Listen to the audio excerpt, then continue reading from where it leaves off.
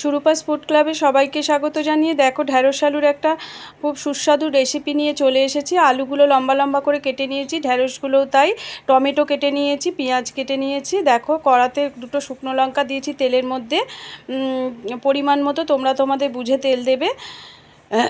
শুকনো লঙ্কাটা ভালো করে একটু ভেজে নিয়ে একটু গন্ধ বেরোবে, তখন একটু পাঁচফোড়নটা দিয়ে পাঁচফোড়নটাকে একটু নাড়াচাড়া করে নিতে হবে। পাঁচফোড়নটা নাড়াচাড়া করে নেওয়ার পর এবার আলুগুলো দিয়ে দেবো। আলুগুলোকে এবার লঙ্কা পাঁচফোড়নের সঙ্গে মিশিয়ে নিয়ে ভাজতে হবে। তারপরে তার মধ্যে একে একে পেঁয়াজগুলো দিয়ে দেবো। পেঁয়াজগুলো দিয়েও একটু নাড়াচাড়া করব,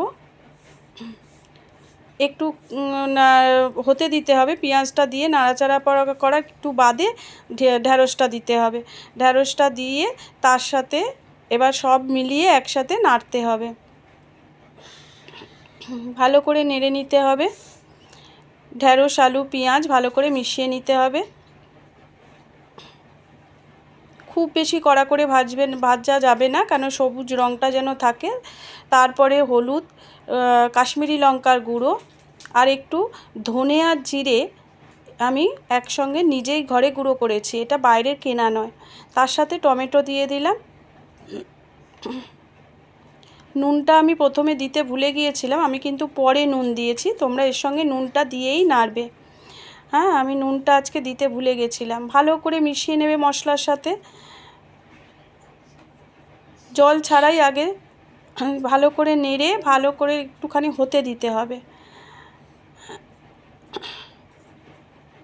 মশলাটা দিয়ে দেখো কি সুন্দর লাল সবুজ ভালো লাগছে দেখতে।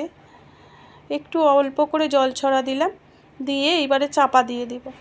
চাপা দিয়ে এইবারে কিছুক্ষণ পরে চাপাটা খুলে একটু চিনি মিশিয়ে দিলাম। আমার কিন্তু নুন দেওয়ার কথাটা মনে ছিল না, আমি তোমাদের বারবার বলছি আমি পরে নুন দিয়েছি, তোমরা কিন্তু একসঙ্গেই দিয়ে দেবে। চিনিটা দিয়ে ভালো করে মিশিয়ে নিচ্ছি। হ্যাঁ, যেহেতু ঢ্যাঁড়স পড়েছে, নিরামিষ তরকারিতে একটু চিনি ছাড়া ভালো লাগে না। আমি আমার পরিমাণ মতো দিয়েছি, তোমরা তোমাদের যতটা চিনি লাগবে যতটা খাবে ততটাই দেবে। আবারও চাপা দিয়ে দিলাম। তারপরে খুলে এটাতে ভালো করে নেড়ে নিতে হবে, নিয়ে এতে আমি নুনটা দিয়ে দেবো। যেহেতু আমি নুনটা দিতে ভুলে গেছিলাম, আমি পরেই নুনটা দেব।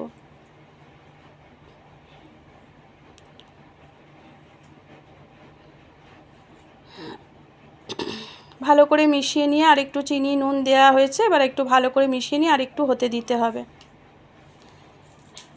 আর একটু হলেই রেডি হয়ে যাবে আমার ঢ্যাঁড়স আলুর সবজি, নিরামিষ সবজি।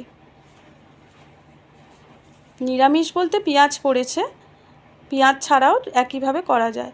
রেডি হয়ে গেছে আমার ঢ্যাঁড়স আলুর তরকারি, তোমরাও করে দেখো, খুব ভালো লাগবে।